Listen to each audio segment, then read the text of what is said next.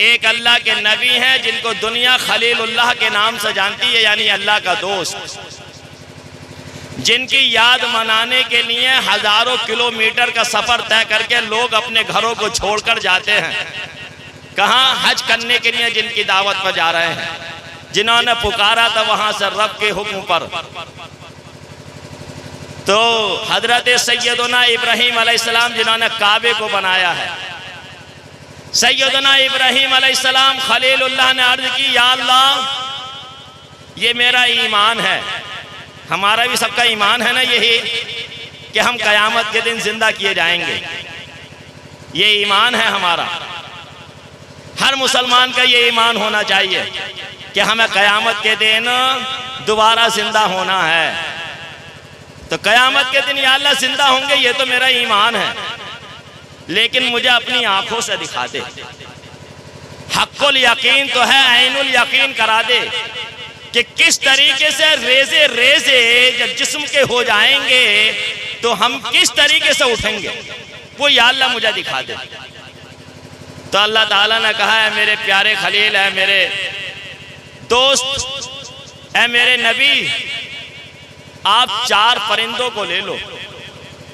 सैयदना इब्राहीम अलैहिस्सलाम ने एक मुर्गा लिया, एक कबूतर लिया, एक कौवा लिया, एक मोर लिया। इन चारों को लिया।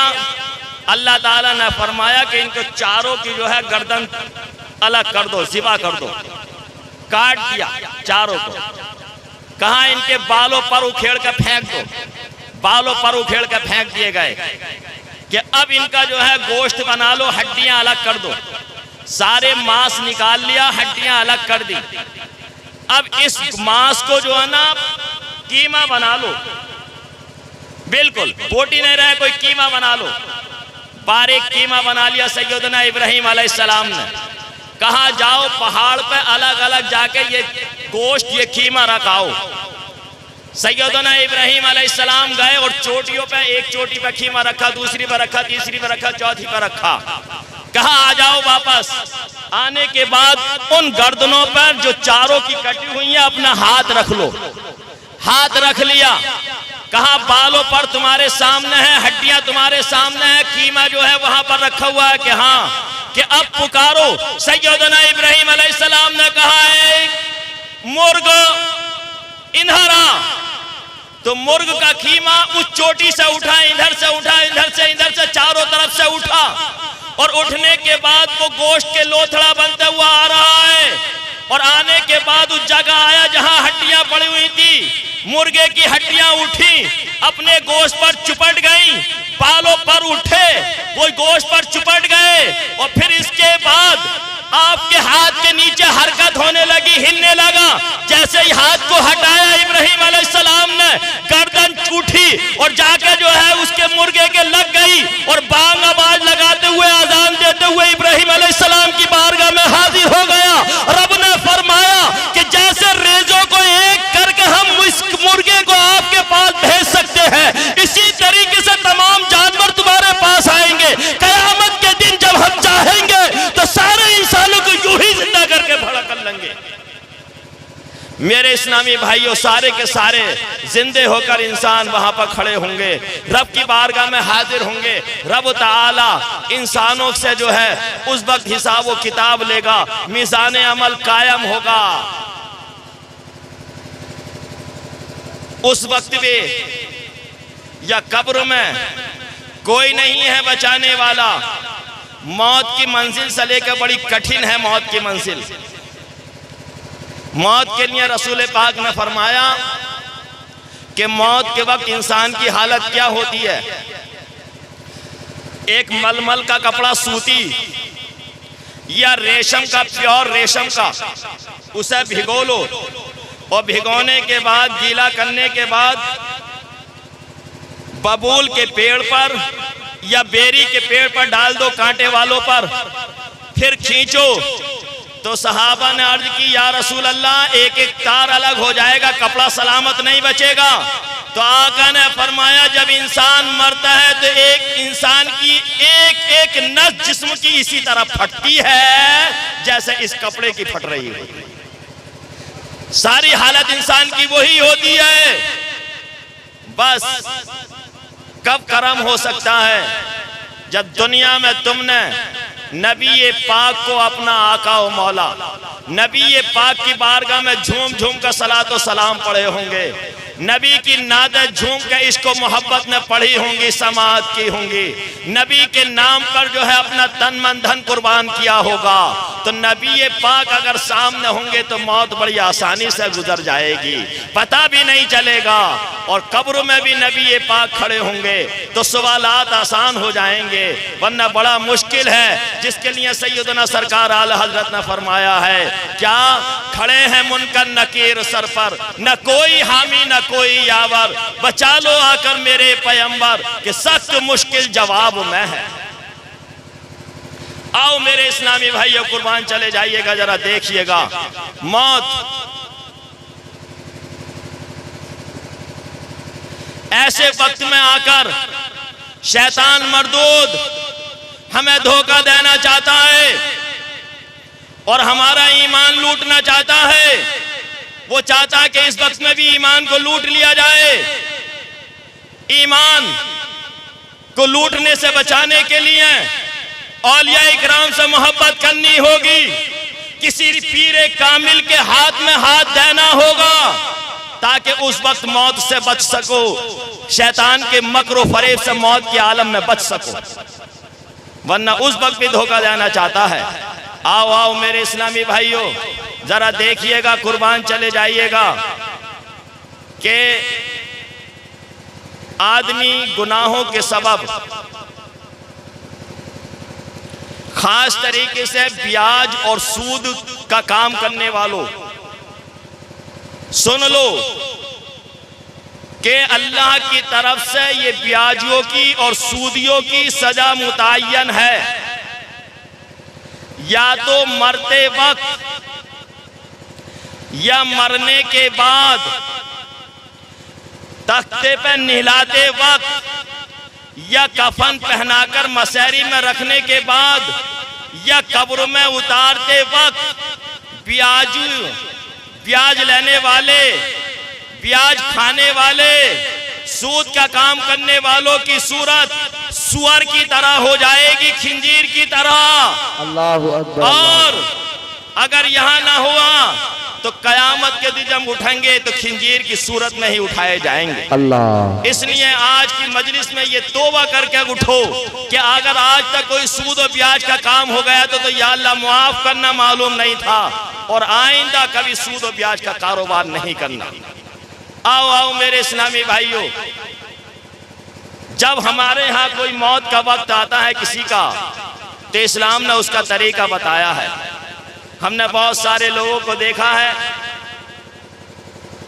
कि वो कहते हैं कि फला का दम नहीं निकल रहा, कई दिन हो गए दम नहीं निकल रहा, बड़ी परेशानी है, हजरत दुआ कर दो। हालात ये हो जाते हैं कि खाना पीना बोलना चालना बंद, गर्दन दाईं तरफ पड़ी हुई है, पानी डाला तो दाईं तरफ से निकल गया और बाईं तरफ पड़ी है तो बाईं तरफ को निकल गया, पानी नहीं जाता। एक पानी है, उलमाए इकराम फरमाते हैं कि उस वक्त में अगर जमजम की ये तासीर है कि जमजम भी पिलाया जाए तो वो जमजम जरूर अंदर चला जाता है और मुर्दे की प्यास, मरने वाले की प्यास बुझ जाती है, फिर शैतान धोखा न देने पाएगा। लेकिन करें क्या कि पहले हाजी पानी जमजम शरीफ लेकर आते थे और वो जमजम हम लेकर रख लिया करते थे या उनके घर से मांग लिया करते थे कि भाई जमजम दे दो थोड़ा सा ओरिजिनल, ताकि हमारे इस मुर्दे की प्यास की शिद्दत कम हो जाए और आसानी के साथ मौत आ जाए। अब इस जालिम सऊदी गवर्नमेंट ने इस साल बैंड लगा दिया, अब किसी को जमजम नहीं मिला करेगा, खत्म। लोग कहते हैं कि मियाँ यहाँ से दीन चला है। मैं उन नौजवानों से कहना चाहता हूँ जो लोग ये कहते हैं यहाँ से ये दीन सऊदिया का दीन, हमारा दीन सऊदिया का दीन नहीं है, हमारा दीन दीन मोहम्मदी सल्लल्लाहु अलैहि वसल्लम है। हमें सऊदियों से दीन नहीं मिला, हमें दीन मिला है सहाबा से। हमें दीन सऊदियों से नहीं मिला, इन वहाबियों से नजदियों से नहीं मिला। हमें दीन मिला है तो ताबीन और तबे ताबीन औलिया इकराम से दीन मिला है। हमारा दीन सऊदी वहाबियों का दीन नहीं है, हमारा दीन दीन मोहम्मदी दीन इस्लाम है। मेरे नौजवान इस्लामी भाइयों सुनो, ये बात जरूर याद रखना मेरी, और जगह जगह चर्चा करना। मैंने अपने ऊपर तो ये लाजमी कर लिया है कि कोई एक तकरीर ऐसी ना होगी जहां मैं ये बात नहीं बताऊंगा, ताकि हर आदमी के जहन में महफूज हो जाए, चाहे मौजू मेरा कोई भी हो। ये बात मुझे जरूर बतानी है क्या कि इस साल सऊदिया में 10 तरावी हुई। आप बताओ, क्या तुमने कभी 10 तरावी सुनी थी? कभी 10 तरावी पढ़ी थी? तुम्हारे वालिद ने सुना था, तुम्हारे वालिद ने पढ़ी थी? तुम्हारे दादा ने सुना था, तुम्हारे दादा ने पढ़ी थी? नहीं, नबी पाक के दौरे अक़दस से लेकर आज तक 20 तरावी ही होती रही। इस्लाम में 20 तरावी है। ये सऊदी नहीं बल्कि यहूदी है जिन्होंने 10 कर दी। 50 साल के बाद नौजवान कहेगा अरे मक्के मदीने में तो 10 होती है, ये 20 पढ़ा मैं मौलाना हाफिज जी कारी साहब। तो अपनी नस्लों को बताकर जाओ कि हमारा दीन सऊदी और वहाबियों वाला दीन नहीं है, हमारा दीन दीन मोहम्मदी है। तो पानी जालिमों ने बंद कर दिया, इस साल हाजियों को पानी नहीं देंगे। उम्रे वालों को पानी रमजान में बंद कर दिया, चोरी छुपे लेकर आए बेचारे। और अब हाजियों के लिए बैन लगा दिया कि जमजम शरीफ नहीं मिलेगा। क्यों? इनके पास से क्या जा रहा था, ये बेचेंगे पानी आने वाले सालों में। इसलिए अगर हिम्मत थी तुम्हारे बाप के अंदर तो फिर ये करते, तुम खजूरों पे बैंड लगाते। खजूरों पे बैंड तो नहीं लगाया, क्योंकि खजूरें मोल मिलती है, पानी फ्री मिलता था, तो पानी पे बैंड लगा दिया। तो जमजम शरीफ पिला दिया जाता था मुर्दे को, तो उसकी प्यास जाती रहती थी और रूह कफा से उनसरी से अच्छी तरीके से परवाज हो जाती थी, शैतान के मकरो फरेब से बच जाता था। आओ मेरे इस्लामी भाइयों जरा देखो अब क्या। तो इस्लाम कहता है कि अगर किसी की रूह कफा से उनसरी से परवाज ना हो रही हो, परेशानी हो, सांस सीने में अटका हुआ हो, निकल नहीं रहा दम, तो कुरान पाक सूरह यासीन पढ़ो 7 मरतबा और हर मोबीन पर रुककर फूंक मारो पैरों से सर की तरफ को, क्योंकि रूह जो निकलती है पैरों से निकल कर आती है। पैरों की तरफ से फूंक मारनी है, कहाँ को? सर की तरफ को। तुमने देखा होगा कि अगर मौलाना साहब के पास फूंक मरवाना जाते हो तो कानों में फूंक मारते हैं या फिर कांधों पे फूंक मारते हैं, लेकिन मरने वाले के फूंक कानों में नहीं मारी जाती है, कांधों पर नहीं मारी जाती है, बल्कि पैरों की तरफ से सीने की तरफ को लगाई जाती है, ताकि रूह आसानी के साथ कफा से उनसरी से परवाज कर जाए। या 13वें पारे की सूरह राद को पढ़ो, इंशाअल्लाह ताला आप इस तरीके से कुरान पाक की तिलावत करोगे, रूह कफा से उनसरी से अच्छी तरीके से परवाज हो जाएगी। लेकिन कब? जब तुम कुरान को पढ़ोगे, और जब तुम कुरान पढ़ोगे नहीं तो कैसे बात बनेगी, कैसे बचोगे? आओ आओ मेरे इस्लामी भाइयों, जब हमारे यहाँ कोई मौत हो जाती है तो फिर क्या कहते हैं? चाहे कितनी ही दौलत से मकान इकट्ठा करके दिया हो, बनाया हो बाप ने बड़ी परेशानियों से, लेकिन उसका बेटा वो ये कहता है कि जल्दी से जाओ फला रिश्तेदार, तुम तख्ते लेकर आ जाओ, तुम बाजू लेकर आ जाओ, तुम कफन लेकर आ जाओ, तुम नहलाने का इंतजाम कर दो। कोई नहीं कहता मैं अपने अब्बा को अपने घर रखना चाहता हूँ, नहीं नहीं, जल्दी करते हैं, जल्दी से जल्दी निकालो, क्योंकि अब ये मुर्दे हो चुके हैं। आओ आओ मेरे इस्लामी भाइयों, कुर्बान चले जाइएगा। फिर क्या होता है कि हम जो है तैयारी करते हैं, और तैयारी करने के बाद अब पता नहीं आपके गांव में क्या मामला है, वरना मैंने कुछ जगहों पर तो ये देखा है कि एक मियाँ साहब को मुकर्रर कर लिया जाता है, वो मियाँ साहब आते हैं, वो ही नहलाएंगे मुर्दे को। तुम्हारे गांव में भी ऐसा ही है क्या? हाँ, अब वो मियाँ साहब ना मिला तो घंटों जो है मुर्दा घर में पड़ा रहे। नहीं, इस्लाम ये कहता है कि अगर अब्बा मरे हैं तो बेटे को गुस्ल देना चाहिए, भाई मरा है तो भाई को गुस्ल देना चाहिए, भांजा मरा है तो मामू को, मामू मरा है तो भांजों को, चचा मरा है तो भतीजों को, भतीजा मरा है तो चचा को, यानी जो ज्यादा करीबी रिश्तेदार बीमार होगा वो गुस्ल देगा। अब तुम कहोगे हमें तो गुस्ल देना नहीं आता, तो फिर क्या तुम नापाक फिरते हो क्या? अरे तुम नापाक फिरते हो क्या? तुम गुस्ल नहीं करते हो? जो गुस्ल का तरीका तुम्हारा है वही मैयत का है, बस मैयत को कुल्ली नहीं कराते हैं, रूई के फोये से कराया जाता है। मैयत को जो है वो नाक में पानी नहीं चढ़ा सकते हैं, रूई के फोये से कराया जाता है। और बाकी तो सारा गुस्ल का तरीका वही है जो जिंदों का है। तो तुमको नहीं आता तो मौलाना साहब से गुस्ल का तरीका सीखो। भाई यही मत सीखो कि दुनिया में जो है वो कौन सा हाइब्रिड का जो है बीज इस्तेमाल करके खेती में ज्यादा होगा, इसलिए नहीं आए हो। ये दुनियावी काम में होने हैं, ये होते रहेंगे, लेकिन तुम्हें मौत की तैयारी भी करनी है और गुस्ल का तरीका भी सीखना है। आओ मेरे इस्लामी भाइयों, क्यों कि जैसे मैंने अभी बताया गुनाहों के सबब सूरत बदल गई, पेट फूल गया या कोई और अज़ाब इलाही आ गया। गैर गुस्ल देगा तो चौपाल चौपाल जाकर बयान करेगा कि फला के साथ ऐसा हुआ है। और इस्लाम की हिकमत है कि अपना गुस्ल देगा तो छुपा लेगा, अपना देगा तो छुपा लेगा, किसी को बताएगा नहीं। आओ मेरे इस्लामी भाइयों, फिर उसके बाद क्या होता है? नमाज जनाजा, कफन पहनाने के बाद। तो मालूम नहीं आपके गांव में मेरा कभी नमाज जनाजा में आने का इत्तेफाक नहीं हुआ है,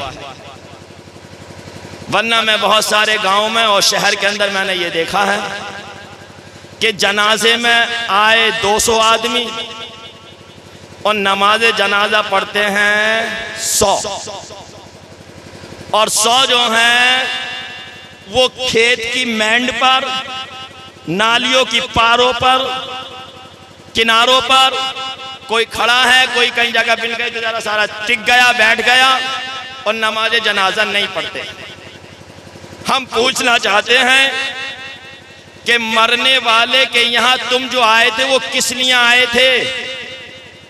क्या तुम्हारी सूरत देखकर तुम्हारे आने से मुर्दे की बख्शिश हो जाएगी? अगर ऐसा है तो सही है भाई आपका आना, और जब ऐसा नहीं है तो फिर तुम्हारे आने का फायदा मिला क्या? कुछ नहीं मिला।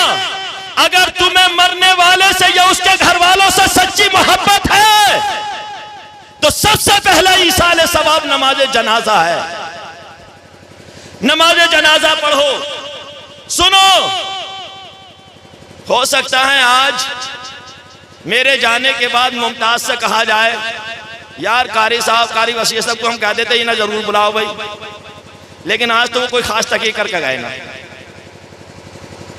है नहीं भाई? इतना ही तो कहोगे या ये कर दोगे ज्यादा ज्यादा कोई आइंदा ना 2-4 प्रोग्राम नहीं बुलाना है, सही है? इससे ज्यादा कुछ नहीं कर सकते आप। तो सुनो जरा, क्योंकि ना तो हम ऐसी तकरीरें सुनने के आदी हैं, ना हमें अच्छी लगती हैं, और ना ही बयान किया जाता है, क्योंकि अगर ऐसी तकरीर बयान की जाती है तो नोट नहीं आते हैं, फिर खुश्क तकरीर कहलाती है ये। थके हुए लोग महसूस करते हैं अपने आप को, जोश और जज्बात उभरते नहीं है फिर। तो आओ सुनो, मुझे इसकी कोई परवाह नहीं है मेरे इस्लामी भाइयों, कुर्बान चले जाइएगा। नमाज जनाजा में सिर्फ 2 ही फर्ज हैं। ये उलमाए इकराम बैठे, बड़ी जिम्मेदारी के साथ कह रहा हूं। कितने फर्ज हैं? 2। एक खड़ा होना और दूसरा फर्ज है 4 बार अल्लाह अकबर कहना। अब बताओ, जितने तुम वहां तक बैठे हो ना, किसके पास 2 टांगे नहीं है कि खड़ा हो जाए, और किसके मुंह में जुबान नहीं है कि वो ये कह दे अल्लाह अकबर? है आसान नहीं, फर्ज अदा हो गया। क्या हो गया? फर्ज अदा हो गया। इतने सही, इतना कह लिया तो। मालदारों के जनाजे में भीड़ ज्यादा होती है, गरीबों के जनाजे में तो लोग आते भी नहीं। एक अल्लाह के वली फरमाते हैं कि मेरे पड़ोस में एक इंसान रहता था जो कब्र खोदता था। क्या करता था? कब्र खोदता था। बोले, मैंने उससे पूछा कि भाई चलो इससे पूछे कोई कब्र के हालात। अल्लाह के नेक बंदे डरते हैं, रात दिन मौत को याद करते हैं, अल्लाह के वली हैं। तो उससे बुलाकर और कहा कि यहाँ तो आओ भाई, ये बता कोई जिंदगी में तूने कब्र खोदी, जिंदगी गुजर गई, बुढ़ापा आ गया तुझ पे, कोई अजीबो गरीबी वाकया तूने देखा?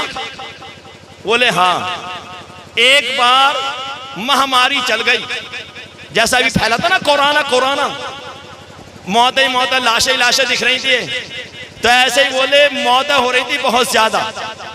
तो मैंने सोचा कि मौतें ज्यादा हो रही हैं, कब्र एडवांस में खोद कर रख लूं, पहले ही तैयार कर लूं। तो बोले मैंने 3 कब्रें तैयार करी।